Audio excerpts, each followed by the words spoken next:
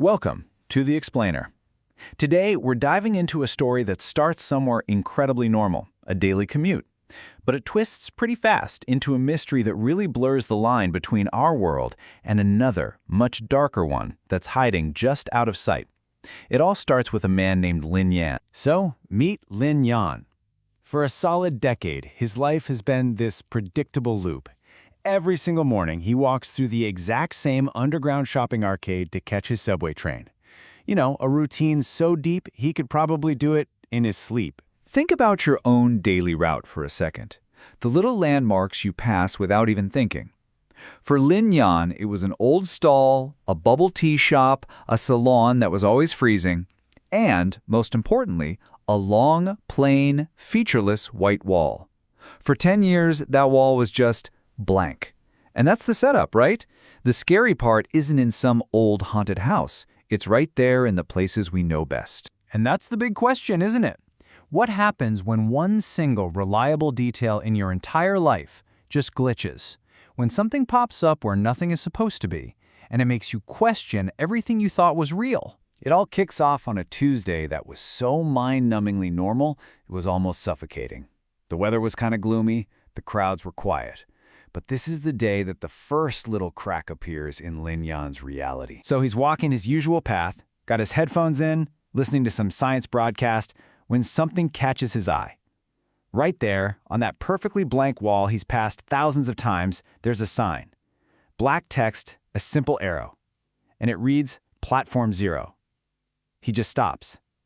That sign has never, ever been there before. But here's the part that'll really mess with you. He does a double take, right? Turns his head back to get a proper look, and it's gone.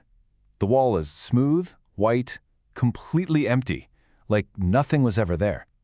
He tries to just brush it off, he's tired, but that image of the sign, it was so crisp, so real, it's now burned into his mind. That weird feeling from the morning, it just follows him home.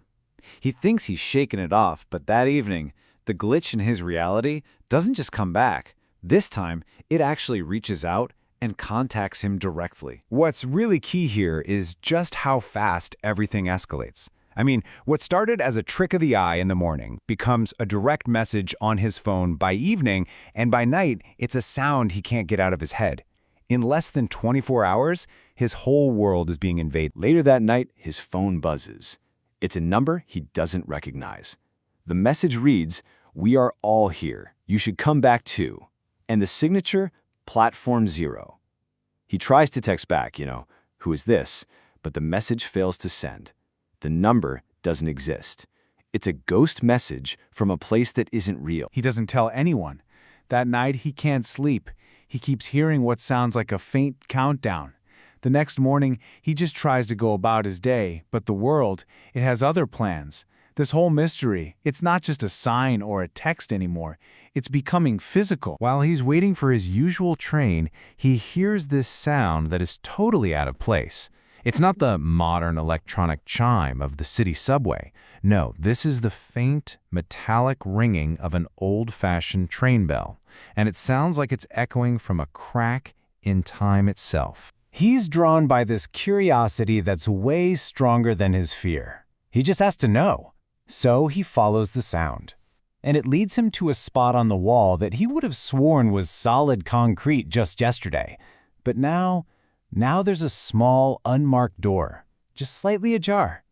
It feels like an invitation and a warning at the same time, especially when he sees the note taped to it. Taped to this door is a piece of old, yellowed paper. The handwriting is all crooked, like someone wrote it in a huge hurry. It reads, Channel 0, passengers do not look back. It's a direct rule for a place that shouldn't even exist. So what does he do? Go in? Turn back? The choice itself feels like a total trap. That night, his mind takes him where his body has refused to go. He has a dream, but it feels less like a dream and more like a memory that's been buried deep and is now clawing its way to the surface. So in the dream, he's on a train with no lights on, and it's just traveling through this dead black and white world. He wakes up in his own bed and he should feel safe in his apartment, but that feeling of wrongness, that sense that reality just isn't stable anymore, it follows him right out of the dream. In the dream, there's a woman sitting across from him, but her face is all blurry. Her voice is strange, kind of ethereal. She tells him he's late, that he was supposed to come back within 72 hours of that first message. And then she hits him with this chilling line, "We all remember you. You just don't remember yourself." And this opens up a whole new level of terror. What if you aren't who you think you are?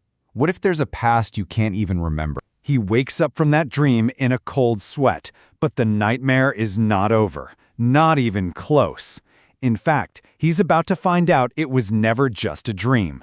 That wall between his world and Channel Zero, it's about to come crashing down completely. He glances over at his phone. The time is exactly 3:33 a.m. But that's not even the weirdest part. His alarm clock, the one that's always on his nightstand, it's gone. Just vanished. So he gets up to get a glass of water, walks into his living room, and his television is on, just glowing silently in the dark. He didn't turn it on. And it's not showing static or some late-night movie. No, it's displaying a list. On the screen is the terrifying truth, laid out like a passenger manifest for a train. And right at the very top is his own name, Lin Yan. Next to it, the status says, 8th passage in progress, and his destination is listed as Lost Life.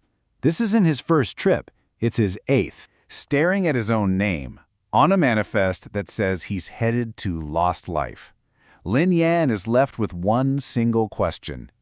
Is this just another, way more vivid nightmare, or has his mind finally snapped from the stress of the last 2 days? The truth is, it's not a dream, and it's not reality as he knows it.